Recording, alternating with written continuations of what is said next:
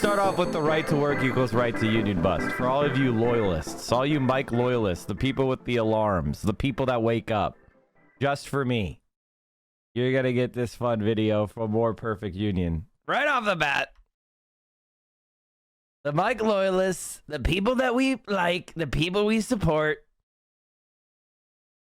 The Mike loyalists, the people, they understand the value of loyalty.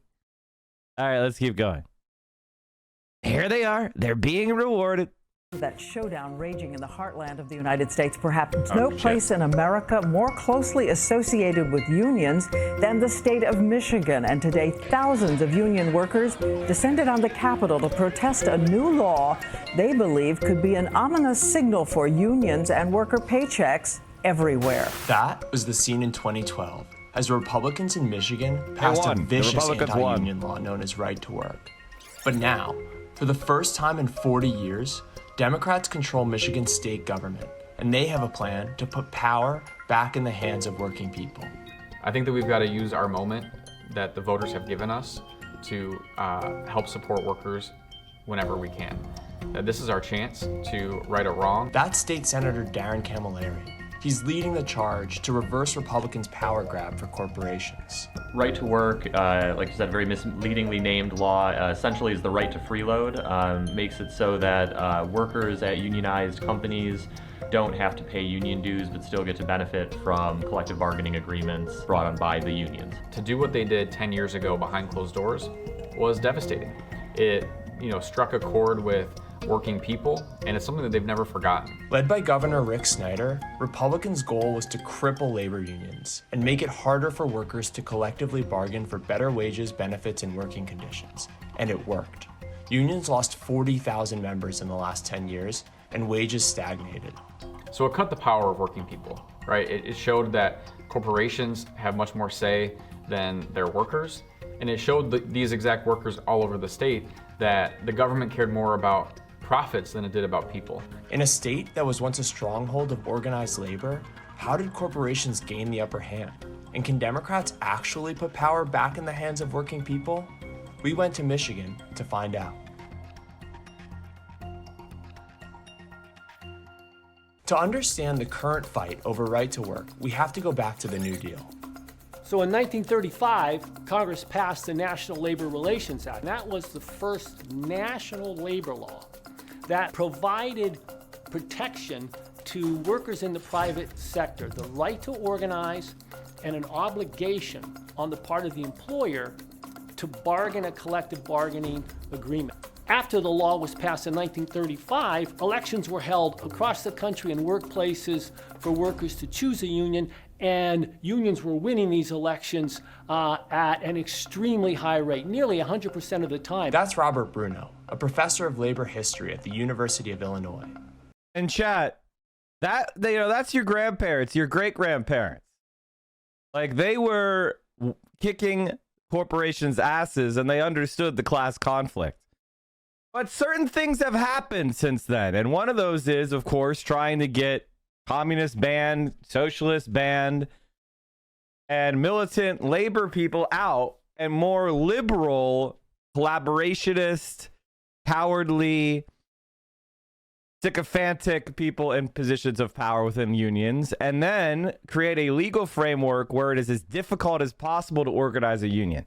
Technically possible, but still very difficult at giving every weapon possible in the hands of the company. I got a new job as a lineman. I'm going to get involved in the union thanks to you and Hassan. Awesome. Great to hear it. And I'm, good. That is exactly the type of chats I love to see. And then in the Can we get some DSA comrades in the chat for Minty Salmon? And a gifted sub for Minty Salmon. Speaking of this, I wanted to ask a question. My local Trader Joe's wanted to unionize recently, but management refused to accept the vote, saying there was an environment of fear and coercion.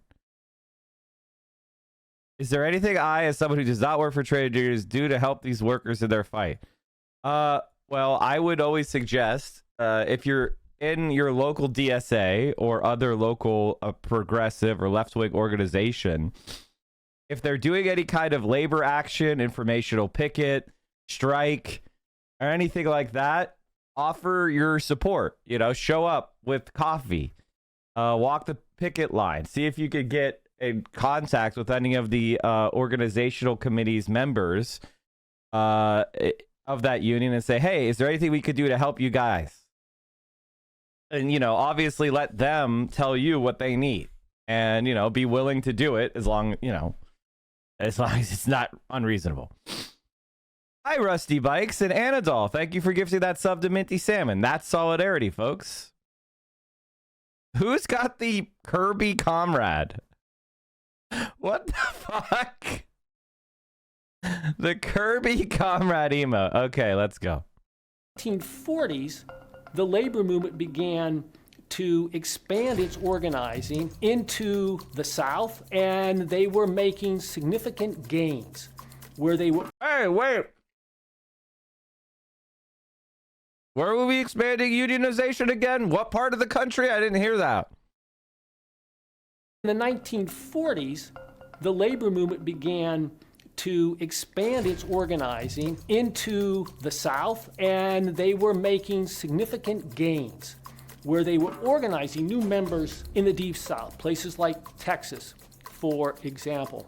As a result of that growth of the labor movement, there was a movement generated by white supremacists in the South connected to the business community who organized around the idea of passing the so-called right-to-work laws to try to stop the labor movement from expanding into the South. Ultimately, when Republicans took control of the United States Congress in 1946, high on their agenda was the passage of a right-to-work bill known as the Taft-Hartley Law. While the Taft-Hartley Act cut off the rise of unions in the South, labor continued to flourish in northern states, especially in Michigan. Michigan was the home of the United Auto Workers, and it was the efforts of the United Auto Workers in the 30s and the 40s and beyond that really brought to life the labor movement. The union density in Michigan, you know, at one point we were 38% union. I mean, you know, so for every 10 jobs, there was almost 4 out of 10 were union. So when I was a kid, it was a big deal. It was, you know, people knew about unions, they understood it. My father was a firefighter. He became a union president for Local 366. They didn't have medical, they didn't have optical, they didn't have hospitalization. My father fought for those and got them. The union has got Michigan to where they're at. And then, in 2012, Right to Work came to Michigan. There was no hearing. There were no public availabilities. They passed the entire thing in one day. The governor signed it behind closed doors because they knew what they were doing was incredibly unpopular. The people of Michigan did not want to see a change in our workplace protections and our union protections. The intent was really to just weaken unions, and by doing that, you're really weakening the middle class. Republicans sold Right to Work as a way to attract new jobs and businesses. This can be good for economic development, for more and better jobs coming to Michigan.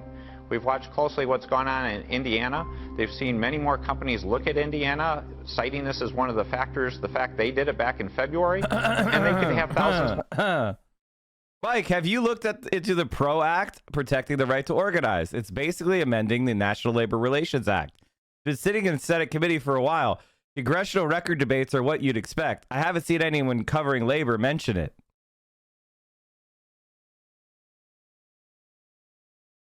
Okay, that explains it. Okay, that explains it. Okay, that explains it. We have a new friend. We have a new friend. Awesome. Well, let's just say that here, I'll show you, I'll show you my opinion of the PRO Act. More jobs in that state because they became a right to work state. This has not been the case.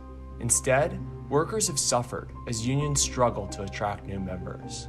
We were organizing, we just got done organizing 5 or 6 plants. I mean, we were frankly kicking ass. And then everything changed that day in December of 2012. I mean, it literally changed everything. When Michigan implements right to work and weakens worker rights in the state, is you see a significant reduction in the average earnings and a significant reduction in the hourly wage in comparison to states that are strong worker rights states. You see a reduction in the percentage of workers that have employer-paid health care. Poverty levels were a bit higher in right-to-work states like Michigan.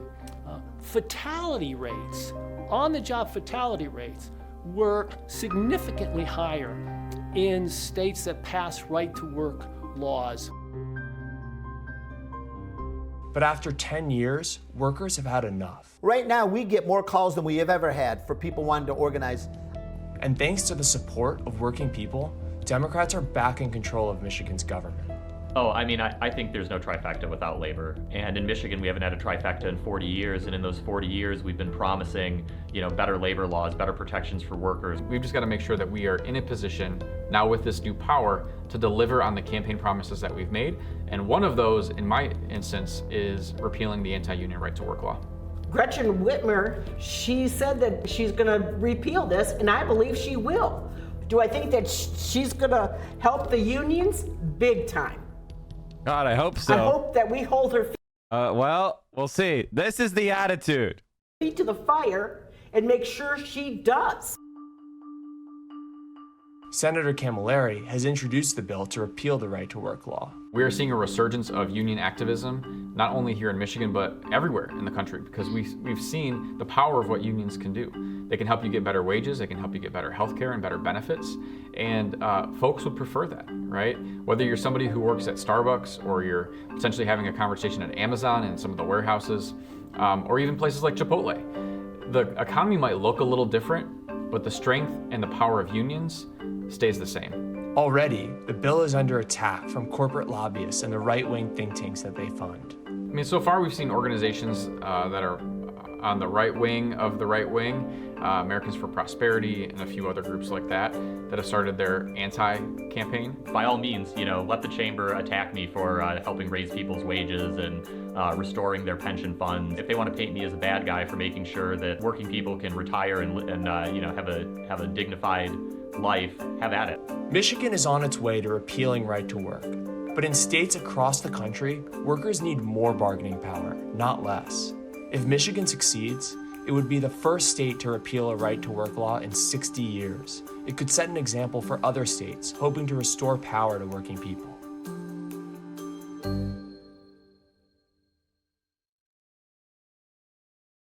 So yeah, we've been covering the PRO Act. There's a bunch of legislation that when Joe Biden came into power, I wanted them to get past the first 100 days. And one of those pieces of legislation was the PRO Act. Well, unfortunately, there's anti-union Democrats, primarily from the South and West. And that's just the reality. And so Kyrsten Sinema, basically blocked it. Well, so it didn't happen. And, filibuster, everybody who upheld the filibuster, it's been a very important piece of legislation. And, to be honest with you, Chad, I don't think the PRO Act goes far enough. It's milquetoast bullshit. To be honest, I mean, it's good. It's good. I should say milquetoast. It's just in my opinion, it's milquetoast, okay? It's not a socialist labor law, all right? It's a good, solid, incremental step. And it's like something that is worth fighting for, something that is worth winning. And it's like the Democrats don't even bring it up. It's like the public option, basically. If it's done right, it'll help increase the momentum and it'll help a lot of people. And it's a good idea. It's not my final idea, but it's certainly a good program that would be a massive victory. And, something that makes your presidency because the bar is so low. So yeah, we've been talking about the PRO Act for years on this channel. And here's the reality, folks. I just saw this article. Somebody posted this to me. It's like, are non-union auto workers in Alabama getting these bonuses?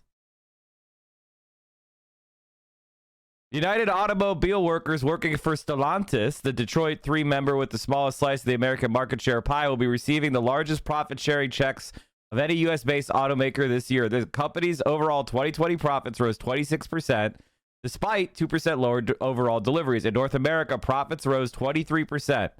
Around 40,500 workers in North America will receive $14,760 profit-sharing checks as a result. General Motors United Auto Workers will be getting profit-sharing checks of $12,750.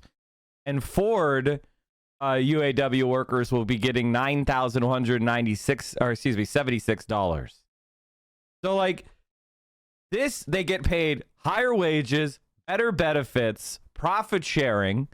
That's what happens when you are buying from one of the big three. And this is what being a union member is. People were like, oh, but do you want to pay union dues? That's $500 a year, man. That's $1,000 a year.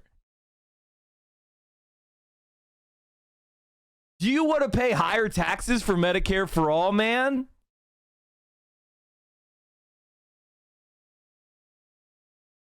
Is the Malcolm X title a debate? I don't debate like that. What the fuck?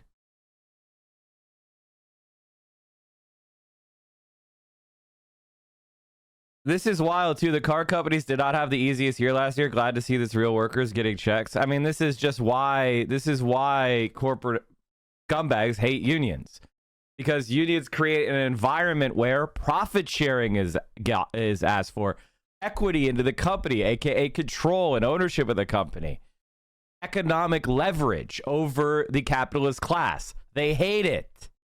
They hate it. And it's just like, this is exactly why they've opposed it.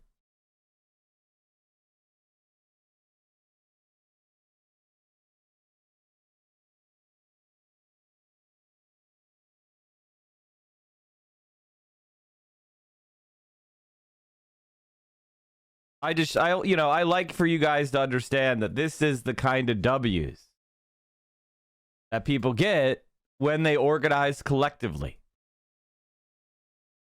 And, it's not just a psychological W. It's a W you could take to the bank. It is something that you could cash.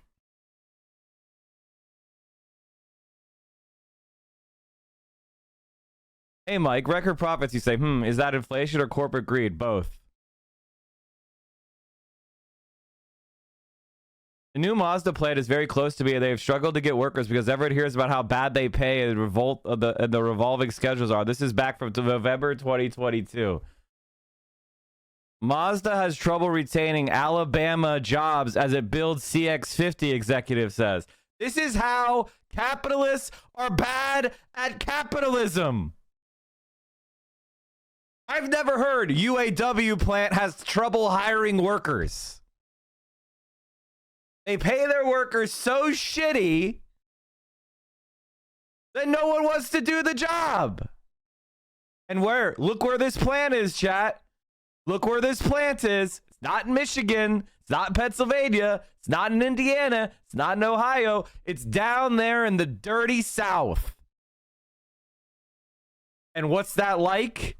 That means shit pay, shit benefit, shit schedule, unsafe working conditions, child labor.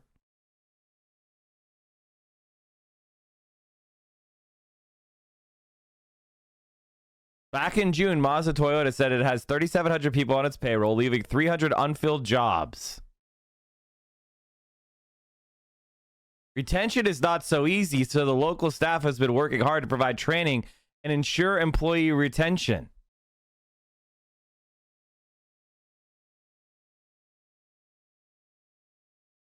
And this is what I'm talking about, right? It's like, what do unions do? Unions help worker retention.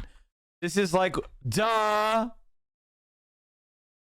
Unions increase productivity. They reduce turnover, and hence, firm-specific skills are retained. Turnover costs are lowered. Man, we're having so much trouble retaining people. I have a solution for you. Mazda.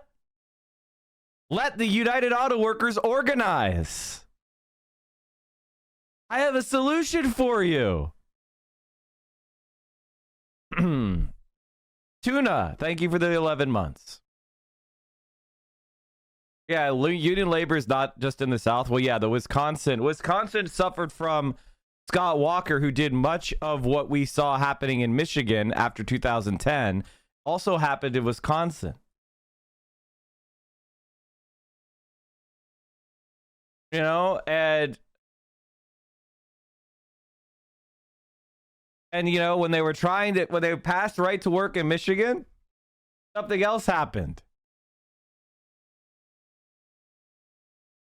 Something else happened when they were organizing right to work in Michigan. Steven Crowder traveled up there.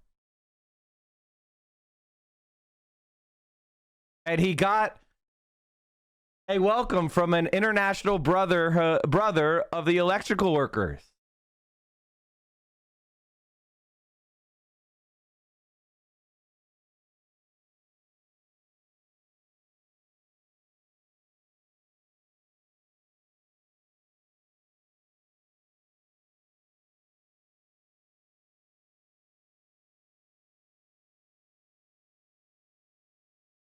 Unemployment in Alabama is half that of Michigan.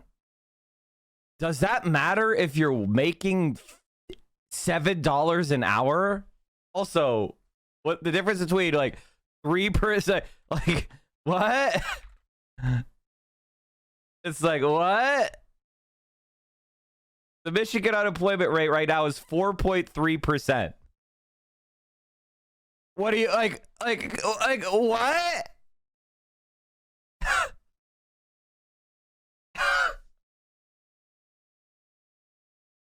This is microscopic. What are you even talking about? What the fuck are you even talking about?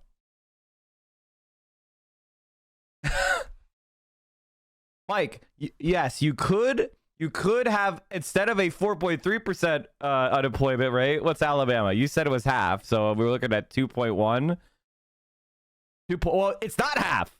You're wrong. It's 1% lower, 1.5%. Who gives a shit? I'd rather have 1% more unemployment if it meant everybody who was employed had significantly better jobs. And yet, Alabama, low unemployment rate, poorest country in the state, and the poorest state in the country. Wow.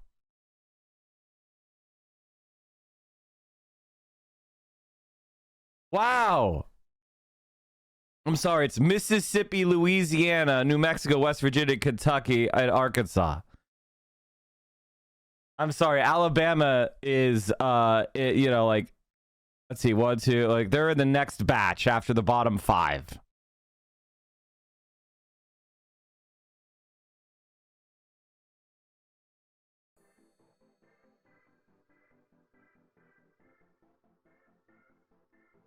Our state motto is "Thank God for Mississippi" for a reason. That's such a good joke.